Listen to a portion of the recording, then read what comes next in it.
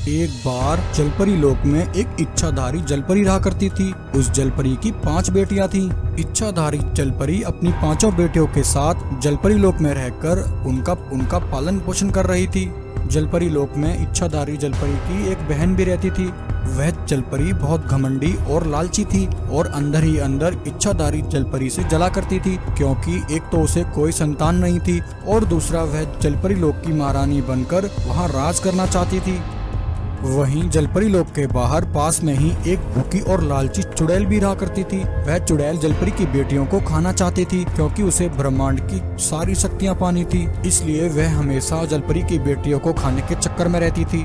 वहीं जब चुड़ैल को पता चलता है कि इच्छाधारी जलपरी की बहन उससे जलती है, तो चुड़ैल को एक आइडिया आता है। वह कहती है, मुझे कैसे भी करके इच्छाधारी जलपरी की 5 बेटियों को खाना है और ब्रह्मांड में सबसे शक्तिशाली होना है। जलपरी की बहन उससे नफरत करती है, मुझे इसका फायदा उठाना होगा।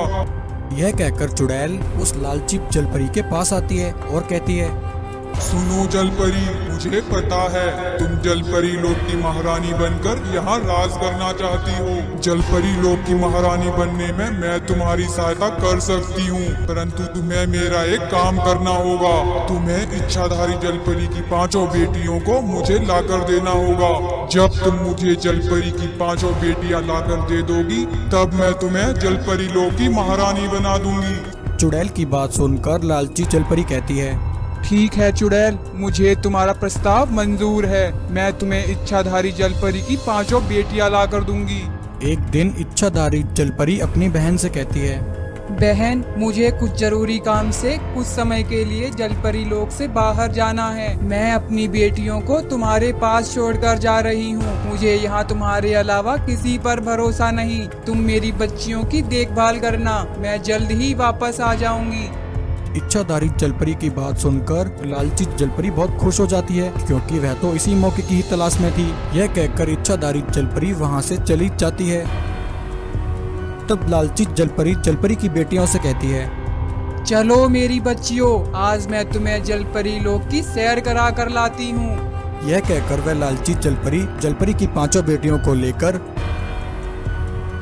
चुड़ैल के पास आ जाती है और चुड़ैल से कहती है, चुड़ैल, मैंने अपना वादा पूरा किया। मैं इच्छाधारी जलपरी की 5 बेटियों को तुम्हारे पास ले आई। जलपरी की 5 बेटियों को देखकर चुड़ैल बहुत खुश हो जाती है।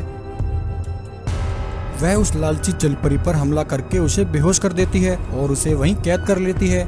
यह देखकर लालची जलपरी कहती है, धोखा चुड़ैल, तुमने मेरे साथ धोखा किया है। तुमने मुझसे वादा किया था कि तुम मुझे जलपरी लोक की महारानी बनाओगी। जलपरी, मैं इतनी बेवकूफ नहीं हूँ कि तुझे जलपरी लोक की रानी बना दूं। मैं बरसों से जलपरी लोक पर राज करने का सपना देख रही हूँ। जलपरी की 5 बेटियों को खाकर मैं अमर हो जाऊंगी और फिर ये जलपरी लोक मेरा हो जाएगा। वहीं जब इच्छाधारी जलपरी लोक वापस लौटती है, तो जलपरी लोक में अपनी बच्चियों को ना पाकर वह बहुत दुखी हो जाती है और रोने लगती है। तभी वहां जलपरी के पास एक बाज आता है। बाज जलपरी से कहता है, इच्छाधारी जलपरी, मुझे पता है तुम्हारी 5 बेटियां कहाँ हैं। इच्छाधारी जलपरी, तुम्हारी बहन तुम्हारी 5 बेटियों को लेकर चुड़ैल के पास गई है। तुम्हारी बहन ने चुड़ैल से एक वादा किया है कि अगर वह तुम्हारी बेटियों को चुड़ैल को देगी, तो चुड़ैल बदले में उसे जलपरी लोक की महारानी बनाएगी। तुम्हारे यहाँ से जाते ही तुम्हारी बहन तुम्हारी सभी बच्चियों को लेकर चुड़ैल के पास गई है। इच्छाधारी जलपरी, देर मत कीजिए, वह चुड़ैल तुम्हारी बच्चियों को खाकर अमर होना चाहती है। अगर वह इसमें कामयाब हो गई तो उसे कोई नहीं मार सकता। बाज भाई, तुम मुझे इसी समय चुड़ैल के पास ले चलो।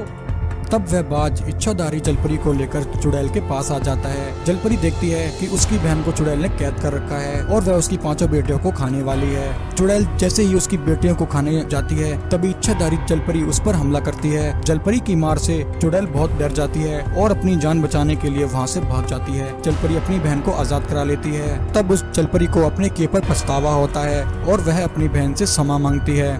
बहन, मुझे माफ कर दो, मुझसे बहुत बड़ी गलती हो गई। मैंने लालच में आकर तुम्हें धोखा दिया। मुझे माफ कर दो। मैं आज से तुम्हारी बेटियों को अपनी बेटियों की तरह समझूंगी। इच्छाधारी जलपरी अपनी बहन को माफ कर देती है। फिर वह सभी जलपरी लोक में खुशी खुशी रहने लगते हैं। चुड़ैल दुल्हन को डोली समेत ही उठा लेती है और दूल्हे समेत कई गांव वालों को पकड़ लेती है। बहुत समय पहले की कहानी है। एक बार एक बारात घने जंगल से होकर गुजरती है। उस बारात में दूल्हा दुल्हन के साथ कई गांव वाले, बड़े बुजुर्ग और बच्चे भी शामिल थे। वहीं उसी जंगल में कुछ चुड़ैलें भी रहा करती थी। उन सब चुड़ैलों में एक मुखिया चुड़ैल भी थी जो कि बूढ़ी हो चुकी थी। मुखिया चुड़ैल कहती है, बहुत दिन हो गए, भरपेट खाना नहीं मिला। भरपेट खाना ना मिलने से मैं बूढ़ी होती जा रही हूँ। तुम दोनों जाओ और जंगल से मेरे लिए कोई अच्छा शिकार लेकर आओ, बहुत भूख लगी है। दोनों गुलाम चुड़ैलें उसी समय जंगल में शिकार तलाश करने के लिए निकल जाती हैं।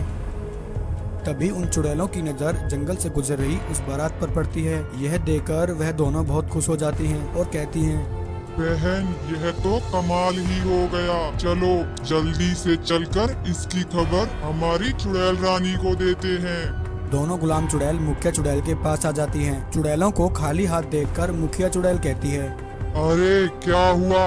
मैंने तुम दोनों को शिकार लाने के लिए कहा था, तुम दोनों खाली हाथ क्यों आ गई?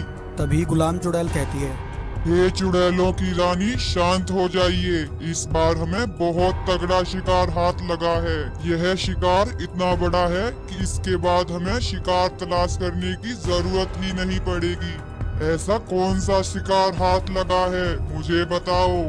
चुड़ैलों की रानी, पास के गांव से एक पूरी बारात इस जंगल से गुजर रही है। बारात में बच्चे, बूढ़े, जवान, बहुत से लोग शामिल हैं। ऐसा शिकार फिर कभी नहीं मिलेगा। चुड़ैलों की रानी, हमें इसी समय उन पर हमला कर देना चाहिए। इतना कहकर सभी चुड़ैलें उस बारात के सामने आकर उनका रास्ता रोक देती हैं और उन पर हमला कर देती हैं। चुड़ैल दुल्हन को डोली समेत ही उठा लेती है और दूल्हे समेत कई गांव वालों को पकड़ लेती हैं और सबको लेकर अपनी गुफा में आ जाती हैं। चुड़ैलों की गुफा में आकर सभी गांव वाले घबरा जाते हैं। तभी लड़की का पिता बोलता है, हे चुड़ैल, हमने आपका क्या बिगाड़ा है? कृपया करके हमें छोड़ दीजिए। बरसों बाद मेरी बेटी की शादी हो रही है। आप इन सबको छोड़ दीजिए, बदले में चाहे मुझे खा लीजिए। चुड़ैल कहती है, चुप हो जा बुड्ढे, मैं बहुत दिनों से भूखी हूँ। आज बहुत दिनों बाद इतना बड़ा शिकार हाथ लगा है और तू चाहता है कि मैं तुम सबको यहाँ से जाने दूँ? कभी नहीं। और बुड्ढे, तेरे अंदर तो बिल्कुल भी मांस नहीं है। तेरी हड्डियाँ खाकर हम चुड़ैलों का पेट नहीं भरेगा। वहीं उन गांव वालों की भीड़ में चीकू मुर्गा भी होता है। वह यह सब देख रहा होता है। चुड़ैल की बात सुनकर चीकू मुर्गा उसी समय वहां से भागता है। चीकू मुर्गे को भागते हुए चुड़ैल देख लेती है। वह अपनी साथी चुड़ैलों से कहती है, चुड़ैलो, वह देखो, एक मुर्गा इस भीड़ में से निकलकर भाग रहा है। जाओ पकड़ो उसे। गुलाम चुड़ैलें चीकू मुर्गे का पीछा करती हैं।